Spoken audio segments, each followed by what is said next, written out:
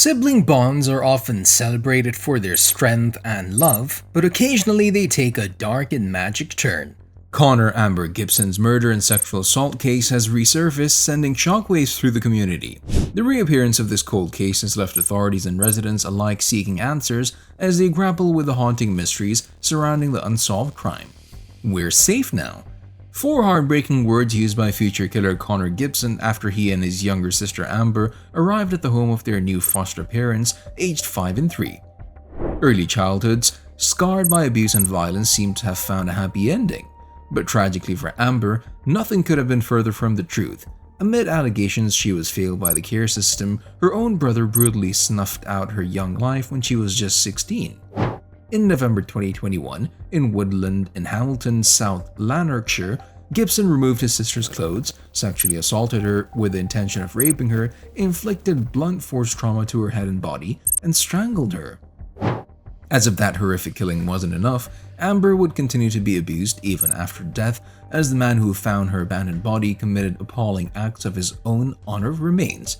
And just 5 months before the brutal murder, she had been raped by another man while she was in care. Predator Jamie Stars has now been jailed for 10 years and 6 months after raping Amber at his home in Bothville in June 2021 while she was asleep or unconscious.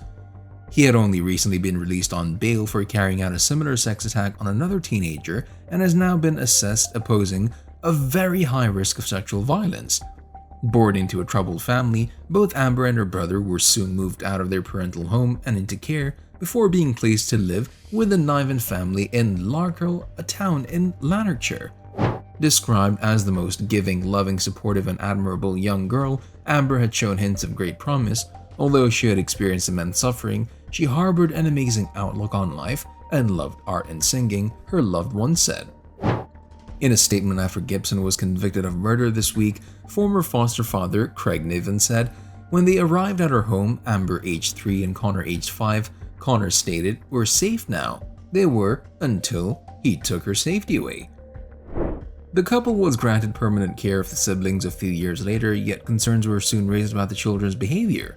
Giving evidence during the trial, Mr. Niven said he would not leave the two alone together as they were not a good mix. At the age of 14, Amber's life took a tragic turn as her foster care arrangement broke down and she moved to Hill House Children's Unit while her brother remained with the Nivens. While under social services care, Amber became a victim of sexual assault by Jamie Stars at his Bothwell home in June 2021.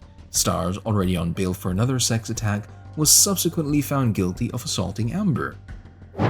Despite their turbulent relationship, Amber had been looking forward to seeing her brother on the fateful day she was killed. At that time, she was residing at Hamilton's Blue Triangle Project, a hostel for homeless youth. Despite attempts by care home manager Ian Curry to discourage her from leaving, Amber left with her brother as captured by CCTV footage. Her last communication was a selfie with her brother captioned, "My big bro." The mistreatment of Amber didn't end with her murder. Her body was discovered by Stephen Corrigan, who indecently touched her instead of contacting the emergency services. His DNA was found on multiple areas of her body, leading to convictions for attempting to defeat the ends of justice and breach of the peace. Corrigan mounted an alibi defense, but his father's testimony raised doubts about his whereabouts. Judge Lord Mulholland described the murder as depraved and warned both men of lengthy sentences. Amber's foster family, who had tried to protect the siblings, expressed their belief that the system had failed them. "We now have one daughter buried in Larkhill Cemetery and another child in prison." If you found today's video informative, please show your support by giving us a thumbs up, subscribing to our channel, and turning on notifications for future updates. Let us know your opinions and any questions you may have in the comment section below. Your engagement is valuable to us.